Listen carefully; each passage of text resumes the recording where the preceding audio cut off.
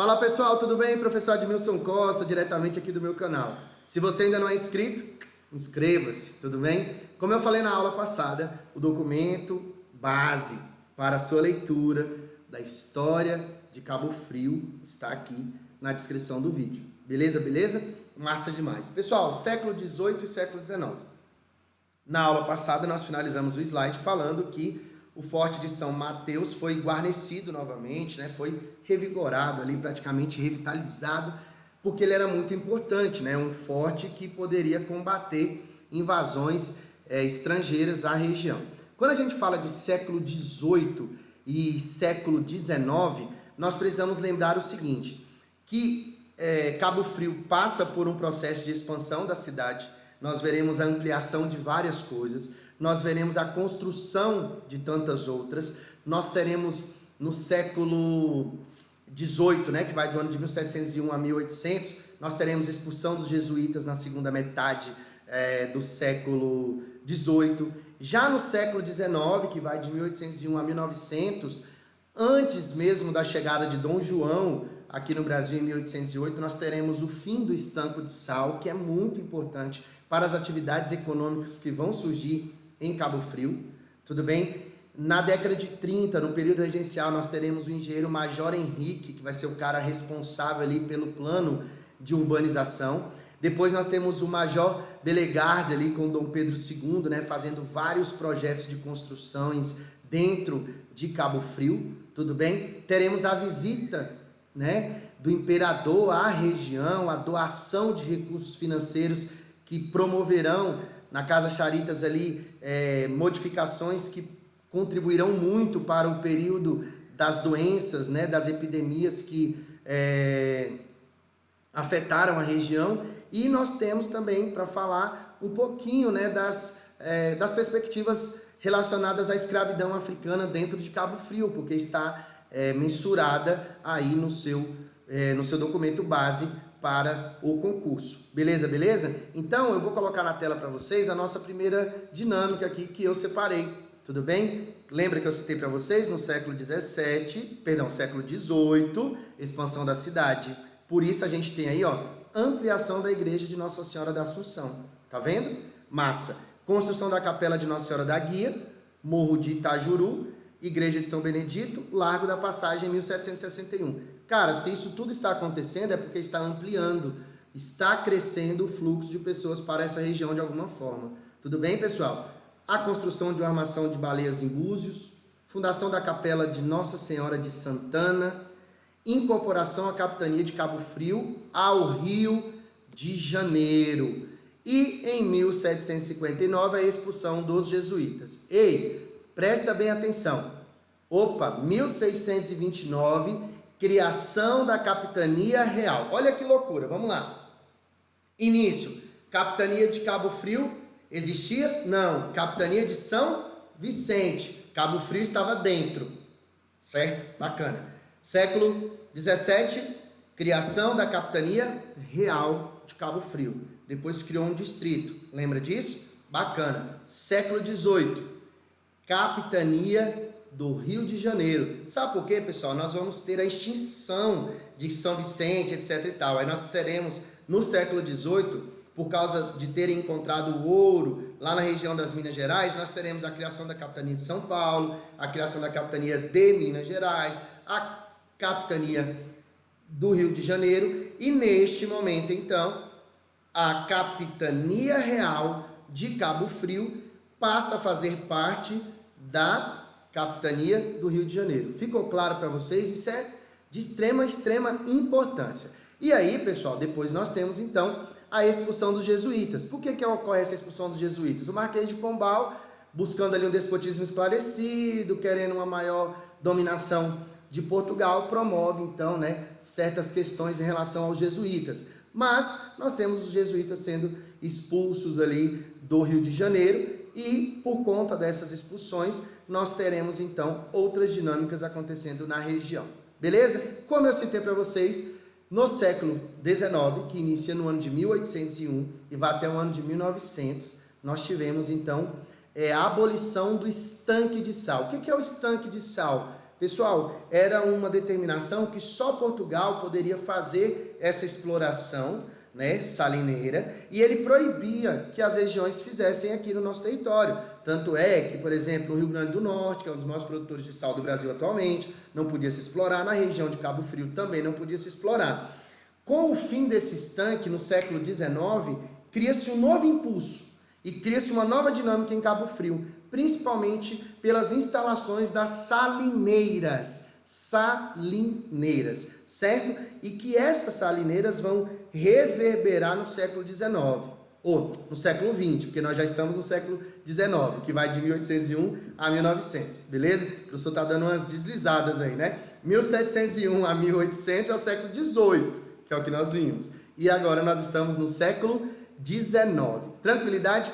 Outra coisa importante também é que de 1801 até 1822 o Brasil ainda não é independente de Portugal.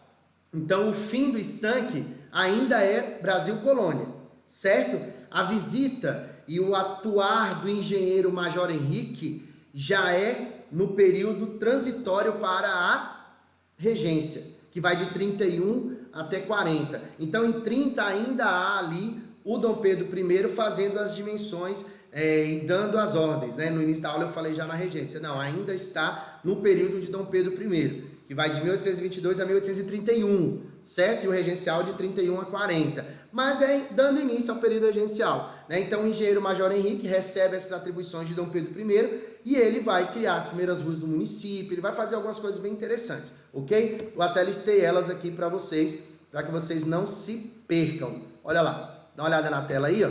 Diz o seguinte, ó. Abolição do estanque de sal, Perinas, né? Então tem o surgimento da Perinas. Soldado alemão Luiz Lindenberg. Então cuidado com questões dizendo que não houve a participação estrangeira. Beleza, pessoal? E aí em 1822, ó, já, né, no ano da independência.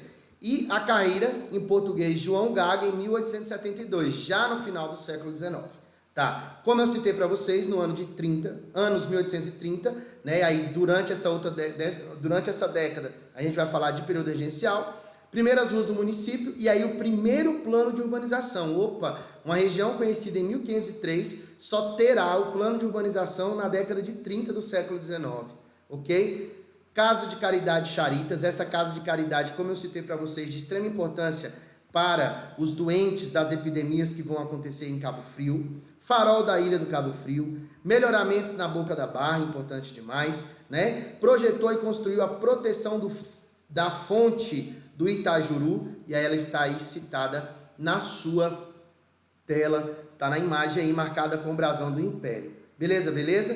Dando continuidade então, né, ao século XIX, uma informação bem interessante, eu baixei lá dos monumentos históricos, né? Baixei ali do site mesmo de Cabo Frio, que diz o seguinte, ó.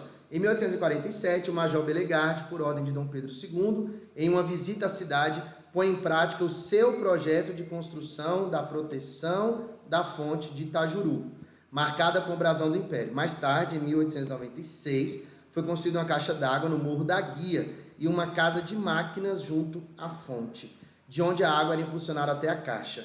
No mesmo ano, Adolfo Lindenberg propõe fazer obras de encanamento para o centro da cidade, tudo bem? Utilizando os recursos hídricos da fonte. As bicas são colocadas em 4 pontos, e aí tem os 4 pontos, e isso tudo está nessa informação aqui, porque é um monumento turístico para a região de Cabo Frio. Beleza, beleza? Massa demais. Aí, pessoal, o que é importante nós lembrarmos, né? De uma perspectiva bem interessante aqui para a nossa aula.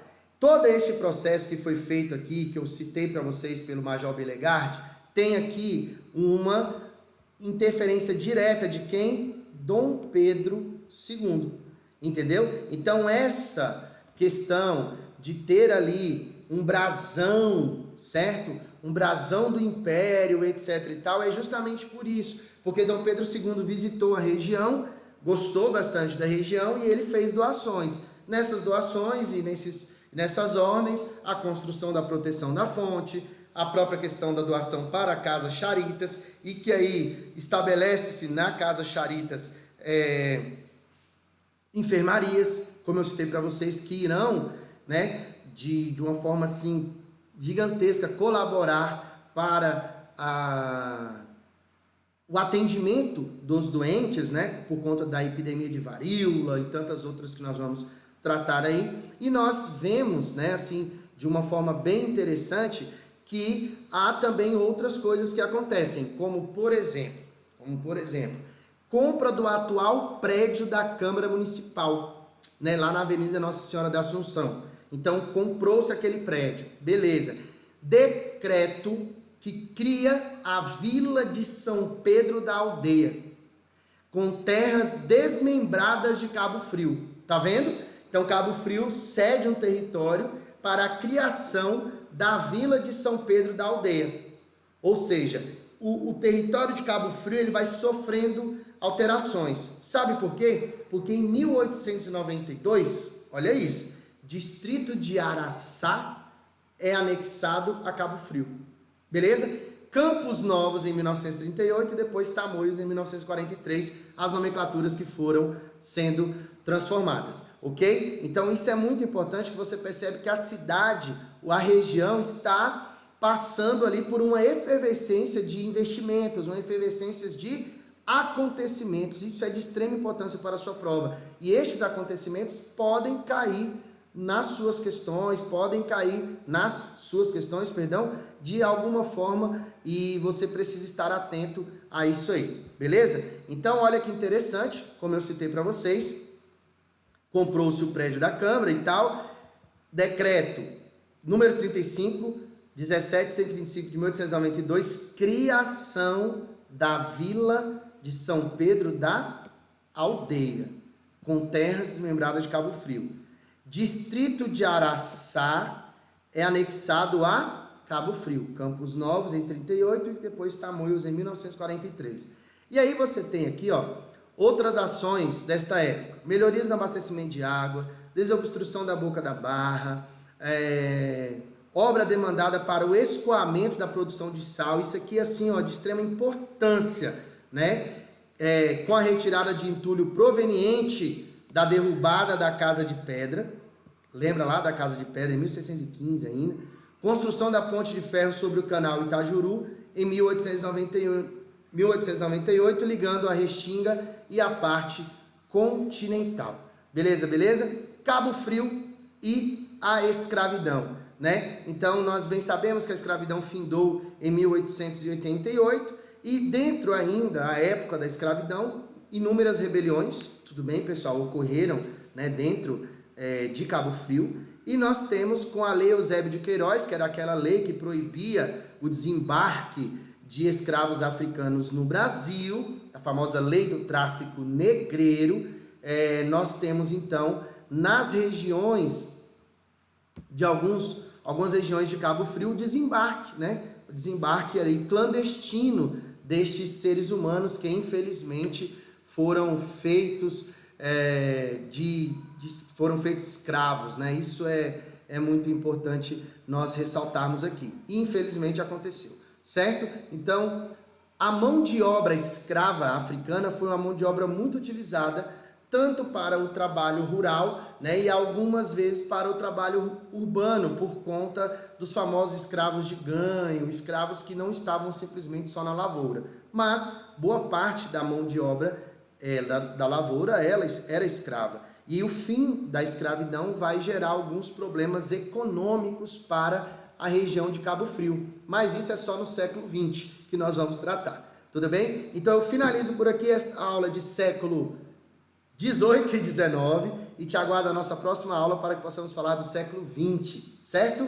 Bacana. Pessoal, muito obrigado aí, você que está assistindo. Se você gostou, deixa o seu like, tudo bem? Deixa o seu comentário com alguma dúvida que você tiver. E não deixe de seguir-me lá no Instagram, Professor Admilson Costa. Ajuda muito. Compartilhe esse vídeo com as pessoas que você sabe que está se preparando. Não tem muita estrutura aqui e tal, é só mais conhecimento mesmo e boa vontade para ajudar quem precisa. Tudo bem? E para os haters, um beijo.